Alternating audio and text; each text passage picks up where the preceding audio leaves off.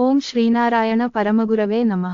ഈ പ്രപഞ്ചത്തിലെ ഓരോ സൃഷ്ടിയും സൃഷ്ടിചക്രത്തിലെ വിഭിന്നമായ കർമ്മത്തിന്റെ ഭാഗം പൂർത്തീകരിക്കുവാൻ വന്ന പരമാത്മാവിന്റെ രചനകളാണ്.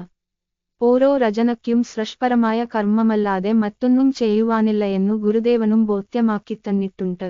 നല്ല കർമ്മങ്ങൾ നല്ല ഫലം തരുന്നുവെന്ന ഈശ്വരന്റെ ശ്രുതി മൊഴികളുമുണ്ട്. അതിനായി വേണ്ടത് മനസ്സിൽ നല്ല ചിന്തകളുടെ സങ്കല്പത്തെ കൊണ്ടുവരിക എന്നതാണ്. ഇതിനായി സാധാരണമായ രീതിയിൽ ശ്രീബുദ്ധ ഭഗവാൻ ലോകത്തിനു ചിന്തിക്കുവാൻ തന്നിട്ടുള്ള 5 നിർദ്ദേശങ്ങളുണ്ട്. 1. ഏതൊരു കർമ്മമായാലും അതിലിടപെടുമ്പോൾ എനിക്ക് ഇതു സാധ്യമല്ല എന്ന വിചാരം മനസ്സിൽ വരരുത്. 2. ഈ കർമ്മം ചെയ്താൽ മറ്റുള്ളവർ എന്തു വിചാരിക്കും എന്ന ചിന്തയെ ഉണ്ടാകരുത്. 3. എനിക്ക് ഇതു ചെയ്യുവാൻ തോന്നുന്നില്ല എന്ന ചിന്ത മനസ്സിനെ പിന്തിരിപ്പിക്കും. 4. എനിക്ക് ഇതിനുള്ള ഭാഗ്യമില്ല എന്നു ചിന്തിക്കുകയേ അരുത്. 5. സമയമില്ല എന്ന ഒഴിവുകഴിവു ഉണ്ടാകരുത്.